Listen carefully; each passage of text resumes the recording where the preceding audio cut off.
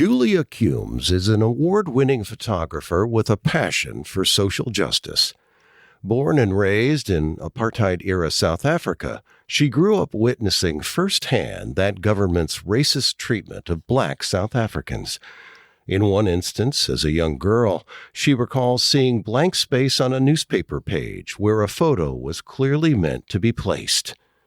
When she asked her father why the space was blank, he told her that newspapers typically didn't publish pictures of black people.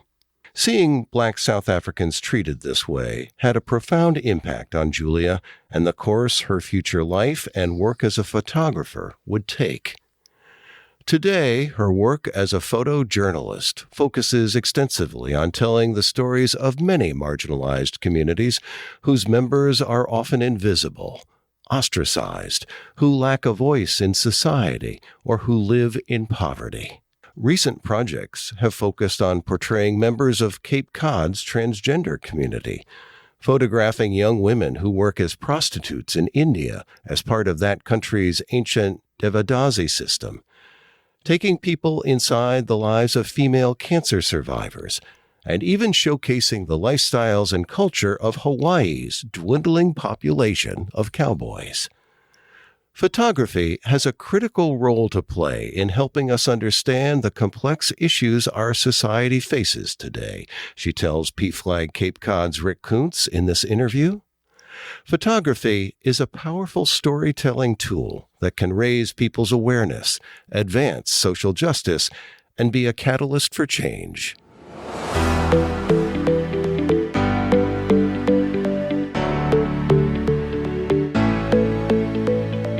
Julia Cumes, welcome to Profiles in LGBTQ+ Courage. It's wonderful to have you here today. Thanks so much for having me, Rick. Julia, you are an award-winning photographer who I know is passionate about storytelling and capturing real moments of human connection in your photography. A lot of your work focuses on profiling the lives of people in marginalized communities, members of the LGBTQ+ community, oppressed women in third and fourth world countries, immigrants, and others. I think it'd be nice to start today by having you share with us your philosophy of photography and why you focus your work as you do. So I grew up in South Africa during the apartheid era, and at the time it was a time of great censorship. I remember this early experience that really shaped my whole life in some ways. When I was about 13 years old, my father was reading a newspaper, and on the front page of the newspaper, there was a big white square where a photograph would normally be. I was really struck by this white space. One never sees an open space like that in a newspaper. And so I asked him about it. And he told me that the article was about Nelson Mandela, who at the time was in jail, had been jailed for about 24 years at that point. And he was a banned man. In other words, one couldn't see a photograph of him. One couldn't read anything he'd written or hear anything he'd said. And I was just so struck by how powerful an image must be if the government was so afraid of the impact it would have on the people who saw it.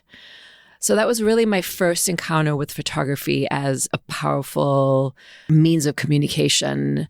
And then soon after that, I actually discovered a group of photographs in my mother's office drawer. And they were black and white photographs of kids, again, around my age, 13, 14 years old.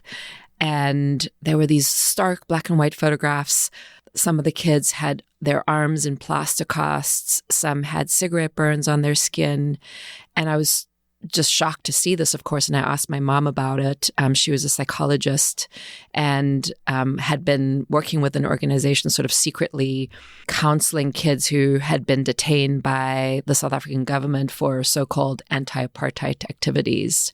And, you know, this was happening near where we lived. I mean, I knew that South Africa that was terrible things were happening in the country I was growing up in, but there was nothing like seeing those photographs to really understand the severity of what was happening.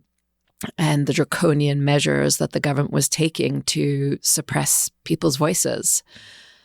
So I think that really shaped my whole career, essentially, because I fell in love with photography, and I started photographing very soon after that.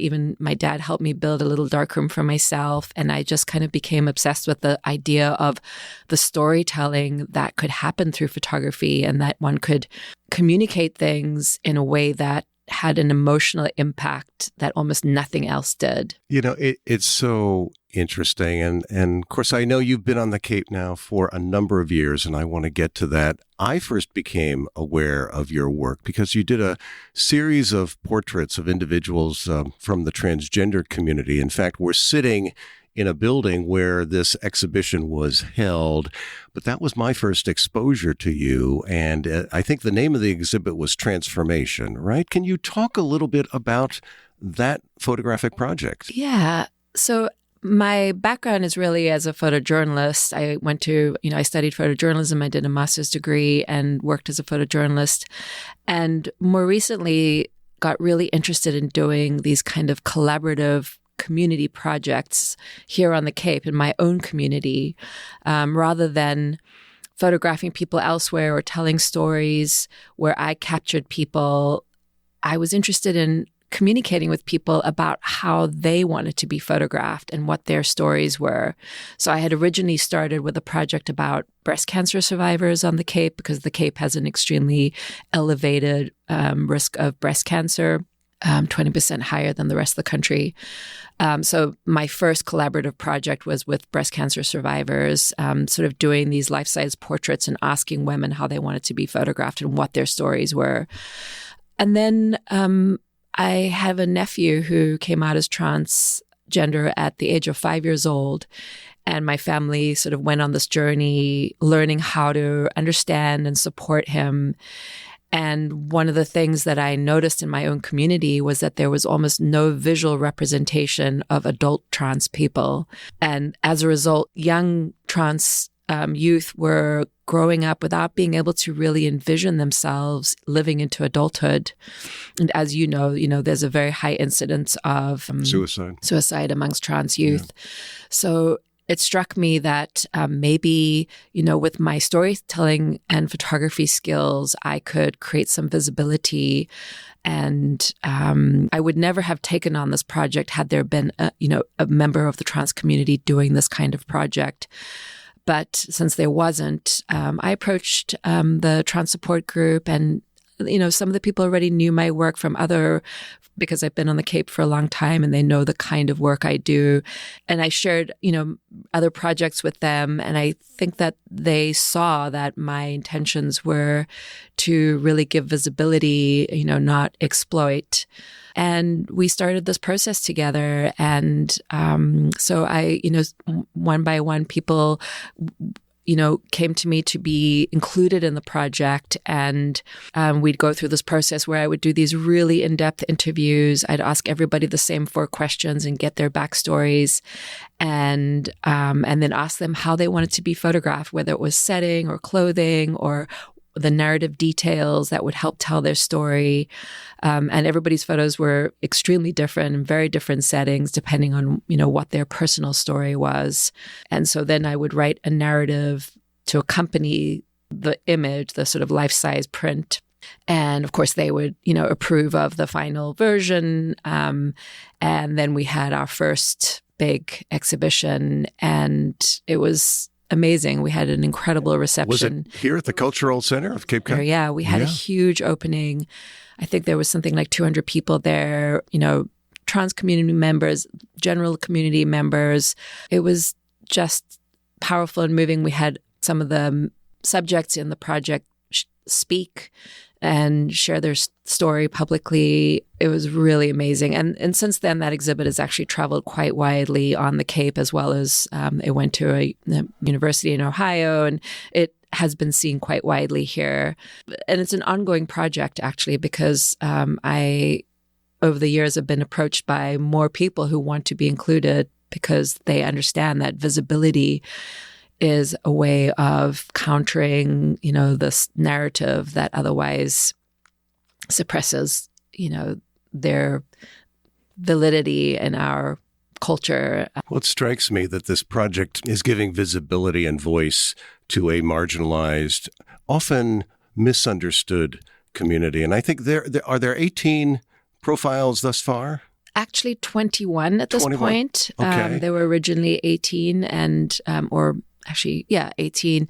There's 21, but growing. I just did an interview the other day of a new person who is going to be included. And I have another meeting with the support group coming up in January because Anne reached out to me saying that there were new members who were interested in the project. So I see my commitment to it as long-term. I've said to this community that I now have grown to really love and know well, that as long as I'm alive and photographing here on Cape Cod, I'm happy to continue this project and make it as large as the community wants it to be. Well, I know two of your subjects are Ricky Bates and Paula Degree, both of whom I have interviewed for this podcast. Oh, wonderful. And I'm curious, and if people want to see the gallery, they can go to your website. Yes. Can I ask you about a couple of your subjects and their backstory? Yeah. And I'm thinking, how about Nick, the first, I think, transgender prom king, right? Yes. Can you talk about him? Nick was actually the first person I photographed for this project. He was chosen as the first transgender prom king on Cape Cod at Barnstable High School, 2019. And I thought that he would be a great subject to start with. It was just so uplifting seeing a transgender person chosen as the prom king of Barnstable High School. So I went to his house and did this interview with him and then photographed him in his bedroom. And you'll see, if you see the photograph, first of all, he wanted to wear his prom king crown because he was really proud of that honor. And he has this kind of wooden American flag behind him in the photograph. And I thought that was really powerful because I felt like it brought about the question, it asks the question, what is our idea of the American prom king? Who says what the American prom king is or who the American prom king is allowed to be? So I really love that photograph. And Nick has just such an expression of strength and vulnerability at the same time. And so that was a really wonderful first person to start with. And, he's doing really great. He's living in Vermont these days. And one of the things Nick said to me is that apparently, statistically, more people think they've seen a ghost than think they've seen a trans person. And that lack of visibility alone was just such a good reason to do this project. And so, as I started to photograph people, I discovered that, there are trans people who are lawyers. There are people who are, air traffic controllers. They come from every walk of life. Every walk of life.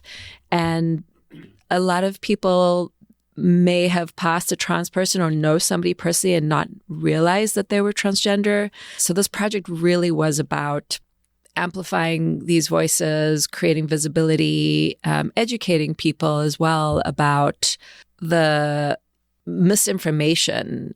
I think a lot of people think it's a choice.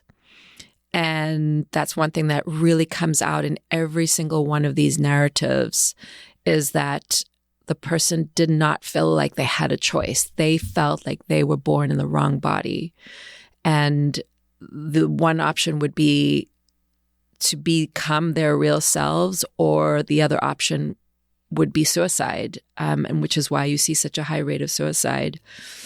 So there's just a consistent theme in that this is not an easy journey to do. If it was a choice, why would people make that easy, that incredibly complex and painful and often alienating decision at the risk of losing family and friends and jobs and community support? Well, one of the things that strikes me about the exhibit, which has made the rounds among many of the churches and faith communities here on Cape, in addition to elsewhere, is that you profile and really capture the portraits of trans people of many different ages. Yes. So Paula Degree, an older person, Nick, a younger person.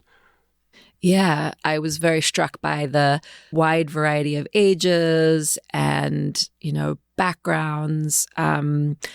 it was really wonderful for me to also discover that it was really important for the younger people to see older trans people, living lives and sharing stories and having friends and having, functional, happy lives.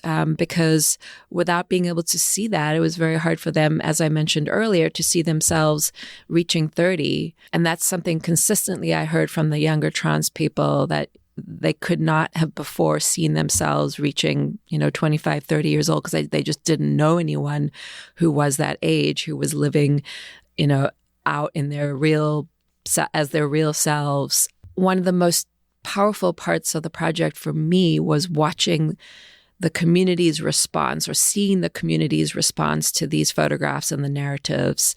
I have some incredibly powerful stories that came out of that.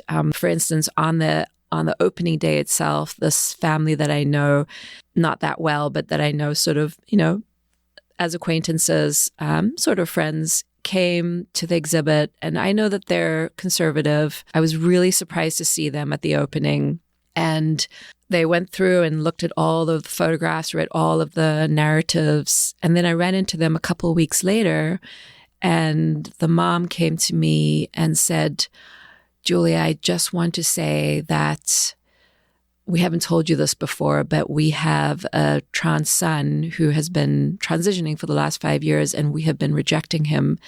And reading the narratives and seeing your photographs reset the paradigm for us. We have since decided to embrace him. We're asking our extended family members to come and see your exhibit. We just feel completely differently about our son and his journey based on reading these stories." And to me, that was just such an incredible testament to the power of storytelling. Yes. And to the power of photography as a catalyst of social change. Yeah, absolutely. Yeah. And the combination of those two things, like seeing a photograph and then hearing the story behind it, is just such an incredibly powerful combination. And then likewise, I had another, I think I mentioned to you earlier, because the original exhibit was in a space where a lot of other things happened. There were concerts there, poetry readings, all sorts of, events happen in that space. So people come into that space without necessarily knowing there's going to be this big exhibit on the transgender community. And so I had some, people encounter it who weren't necessarily looking for it. So there was one incident that was actually reported to me by one of the workers and, one of the kind of docents, saying this group of older gentlemen came in, maybe in their, 70s, and they went around and read every single caption, looked at all the photographs, and then one of the men sat down on a bench and was just weeping. And his, friends came and surrounded him and asked him what was wrong. And he said, "I just feel so terrible. I have been rejecting this family member for 35 years, and I have such a different understanding right now." To me, that was reason enough to do that project, It was a moment when I'm sure you realized, this is why I do this work. Absolutely. Absolutely. 100%. If anything, it just, bolsters my enthusiasm and passion for doing this kind of work. I feel like there's nothing I can, the world, there's so many difficult things going on in the world right now, and one is relatively powerless as an individual to really do anything.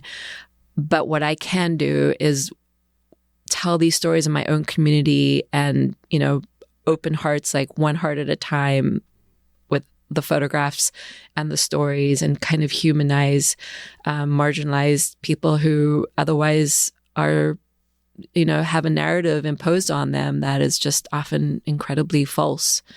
Well, and I do want our listeners to know that your work has been widely recognized. Your work's been in the New York Times, the Chicago Tribune, USA Today, the Boston Globe, among others. And Julia, with the transgender community, I'm curious how, as a photographer, you approached working with individuals. How do you put them at ease? Well, I think that when I meet with people, photography is really about connecting. And I just am so interested in human beings. I really... Well, I told you you're an anthropologist in addition to being a photojournalist.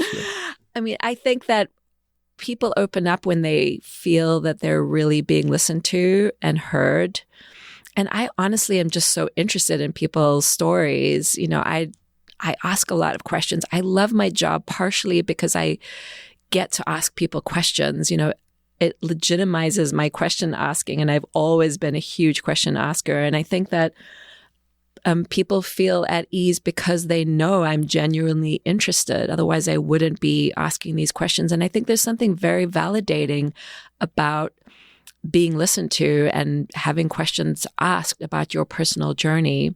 So, yeah, I guess I'm just kind of myself with people and just give them a chance to really share their stories in a deep way. And I try to be incredibly accurate in the narratives I put together and make sure I'm reflecting their experience. And of course, they get to read the narratives beforehand to make sure everything is accurate and truly represents them. So I really want to make sure that they have agency in the process, that they approve of the narratives, that they approve of the image that I choose for the final image, that they get to choose the narrative details, clothing, colors. So it's really about connecting with people. And, I'm a huge people person. I'm just very interested in human beings. So it's not hard for me to go through that process. It feels very organic for me. Well, it strikes me that you lead with curiosity. And on this issue of narratives, it's interesting. And the reason that I think of you as an anthropologist as well as a photographer and photojournalist is because I think the work that you do, it's about illuminating alternative narratives that are part of the human community that don't necessarily get a lot of visibility or exposure. And I'm thinking, we've been talking about this, I think that must be very satisfying. I really do think it is. I think that this kind of storytelling or art is a form of resistance, by creating connection between people and resisting division.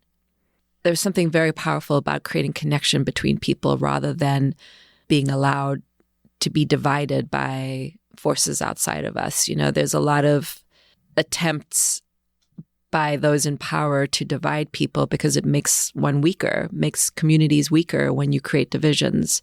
And when you create connection between people and let people understand the commonalities between them, it makes them a more powerful community. And I think that there's something incredibly empowering seeing that these kinds of projects can bring communities together and, and be transformative. Yeah, yes, exactly.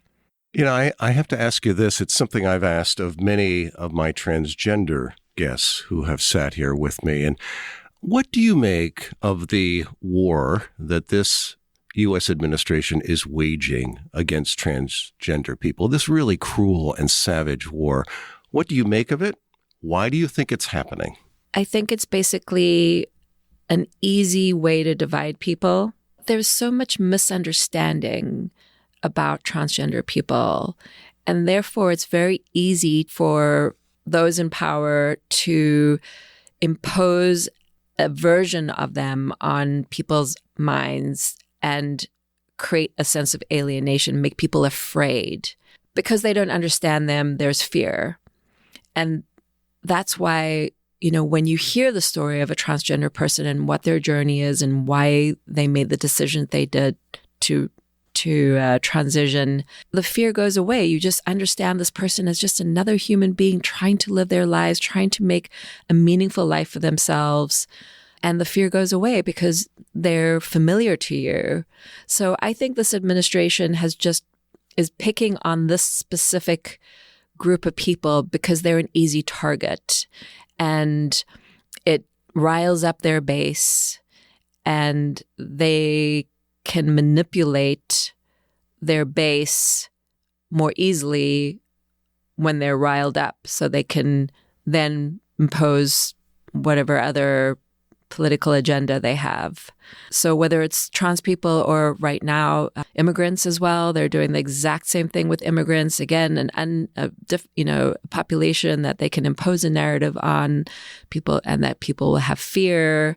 So same thing. Speaking of immigrants and foreign workers, let's pivot and talk a little bit about some of the other communities that you profile, one of which you have an exhibit right now here on Cape that focuses on the immigrant community here on Cape Cod. So talk to us about that. Yeah, this is a subject I'm extremely passionate about right now. The exhibit is called Invisible Threads, Portraits and Stories of Our Global Neighbors.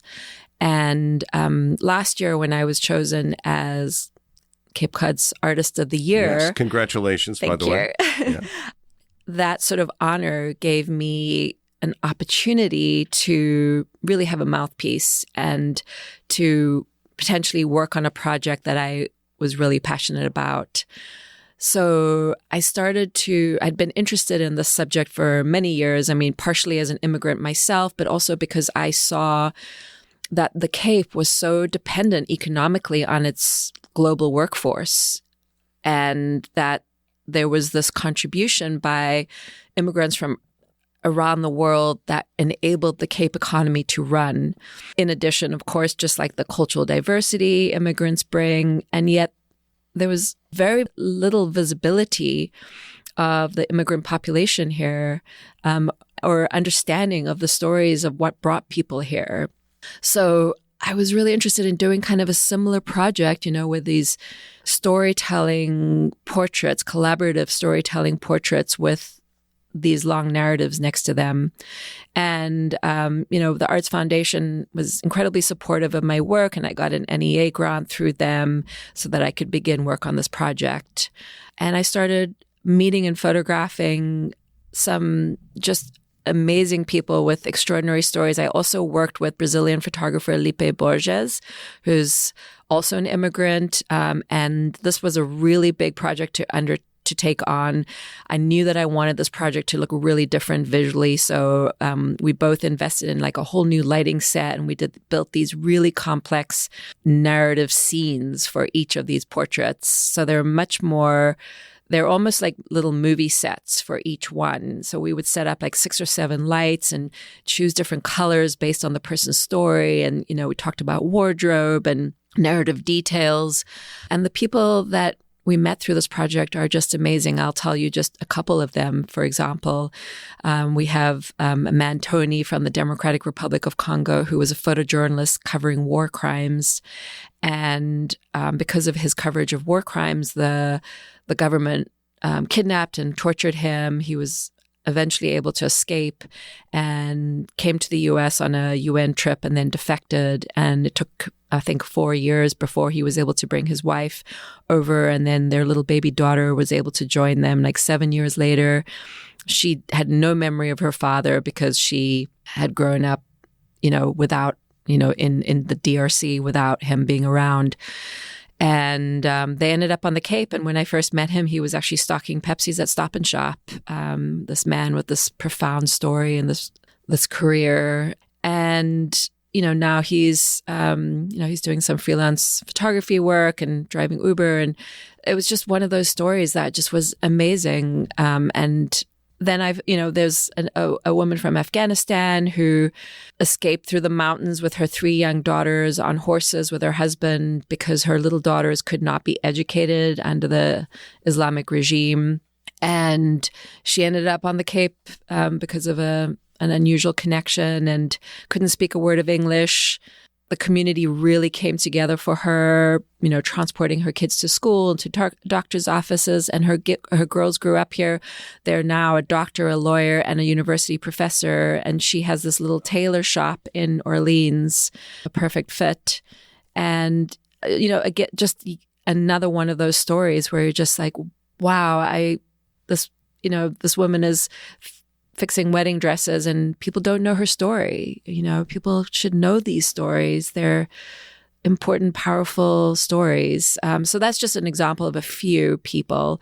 So the exhibit right now has 16 portraits. They're enormous. They're even bigger than my previous ones, and the long narratives with the stories behind them. And we actually are doing an expanded version of the project because we just signed a book contract with Daylight Books for an expanded version. So rather than after the exhibit comes down, these not being seen necessarily, they are going to be in book form. We have another exhibit lined up at the Cahoon Museum next year with the follow-up images, the next 14 images. And we're also putting a proposal together for a traveling exhibit and sort of programming around that. So we're really hoping to get this project into a wider audience beyond the Cape, partially because the Cape is the site of the original immigration story. The first pilgrims arrived in Provincetown before they went to Plymouth. So, this is really the origin of Americans' immigration identity. So it does connect to a larger sort of idea of what the United States is. You profile some really interesting communities. And I want to say that you are a great friend of the LGBTQ plus community because in addition to your work with the transgender folks, you are the official photographer for the annual gala ball that we hold here each year. And you were part of that this year. You came and you very graciously took photos of people, and you're going to be doing it again this coming February. You were also one of the photographer of record for the Lower Cape Pride event, which occurred a few months ago. And let's talk just briefly about those efforts, and then we'll pivot, and then we'll wrap up with some discussions about what's coming next for you. But what have your travels within the LGBTQ plus community, what have they taught you about yourself and about the people that you meet? I just feel very connected to this community, and I feel a commitment to continuing to create visibility, whether it's through photographing the Lower Cape Pride rally, which was really a remarkable event. I have to say I was shocked by how many people showed up. It was so uplifting seeing the amount of support. We had Rick and Joan Francolini in here to do an interview. Oh, yeah. They did an incredible job pulling that together and just seeing the enthusiasm. And to me, it was also an indication of what people are seeking right now, between seeing the response to that event and, our Invisible Threads project, we've had such an incredible response to that project because people are so desperate for a narrative that is not the narrative that is being fed to us right now. People want to find connection and are seeking it out. And then the Gala Ball is such a joyful event. I just feel honored to be able to we set up a whole photo booth and do portraits of people. And it's just so wonderful to see people joyful, dressed up, together with their partners or friends or groups of friends. To me, it just makes me happy to be part of that and to be, again, kind of creating visibility through that. So I just see it as it's a joyful thing for me. And it also aligns so well with what I am passionate about. So it's the most natural thing in the world for me to continue to be part of this community, just like I'm. Well, and as we begin to wrap up here, I do want to just take a moment and give you a nod to some of the work that you do globally, because you have gone overseas, you've lived in various countries and cultures. But for example, I was taken by the fact when I went to your website about the gallery that focuses on young women who work as prostitutes in India as part of that country's ancient Devadasi system. And also you have a gallery that's focused on female cancer survivors. And you even showcase in another gallery the lifestyles and culture of Hawaii's dwindling population of cowboys. So just talk a little bit about the diversity of those projects and how they all kind of have a common element. Yeah, I think that the commonality is stories that need to be told. I think that, for instance, the Devadasi story, I encountered that. I was actually photographing an orphan elephant rescue in India at the time. This was quite a number of years ago. And I've always been really interested in telling the stories or learning about the stories of women around the world in disempowered situations. I grew up in a country whose constitution at the time said that women were inferior to men. It was literally written into the South African Constitution when I was growing up. And so I grew up with this sense of being, sort of being incensed about this unjust status. And I think as a woman myself, I've certainly felt a lot of vulnerability in my life and seen some really hard things.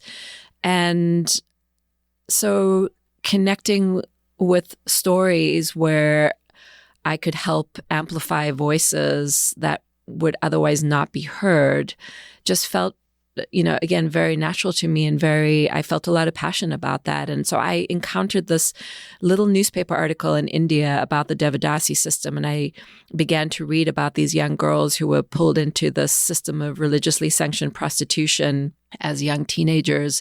And I just was so curious about how this was happening in this modern era.